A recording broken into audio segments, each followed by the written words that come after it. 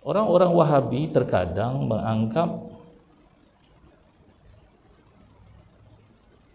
menganggap bahawasanya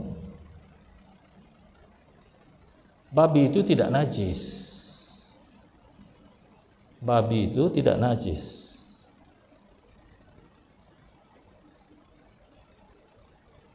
Bahkan kalau seseorang itu memegang daging babi, boleh saja sembahyang tanpa menyuci. Tuan-tuan ingat atau tidak? Satu ketika dahulu ada seekor babi terbabas masuk ke dalam masjid di Sungai Buloh. Ingat atau tidak? Peristiwa babi terbabas masuk ke masjid. Dah orang tak mau pergi masjid, babilah masuk, tuan-tuan.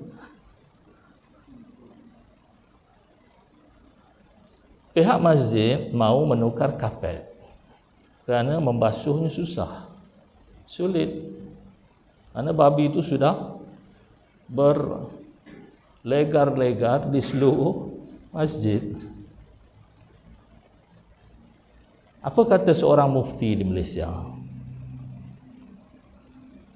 Kata beliau, tak payah dibasuh dengan sabun. Dengan sabun pun boleh hilang, katanya.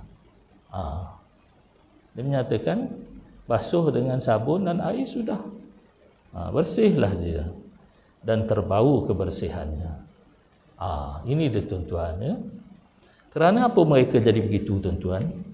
Kerana mereka memahamkan ayat-ayat Al-Quran dan hadis-hadis Nabi ini secara literal ataupun secara zahir. Kerana di dalam Al-Quran mengatakan hurrimat alaikumul maitah wa lahmul khinzir. Diharamkan bagi kamu bangkai dan daging babi. Kita kata najis. Mereka tanya kita, mana yang Tuhan kata najis? Si ada. Tuhan haramkan daging babi, tetapi si ada disebut najis. Ini dia, tuan-tuan. Inilah dia yang disebut sebagai memaham secara literal, secara zahir. Jadi mereka mengatakan bahawasanya daging babi itu si ada najis, cuma haram dimakan, katanya. Si najis, si perlu dibasuh dengan air mutlak 6 kali dan 1 kali dengan air tanah. Si payah basuh dengan sabun dapat, kata mereka. Ini faham secara literal. Kita kaum ahlu sunnah wal jamaah ataupun fuqaha ahlu sunnah wal jamaah, kenapa diharamkan? Pasti ada masalahnya. Mesti ada masalahnya. Maka sebab itulah para ulama fuqaha mewajibkan basuh dengan air mutlak 6 kali dan 1 dengan air tanah.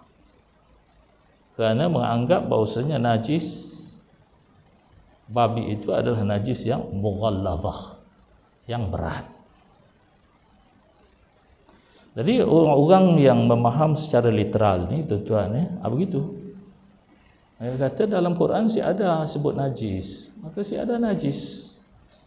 Lebih parah lagi saya melihat di dalam satu buku kaum ini yang mengatakan bahawasanya yang diharamkan makan daging babi, yang lain daripada itu hukumnya halal.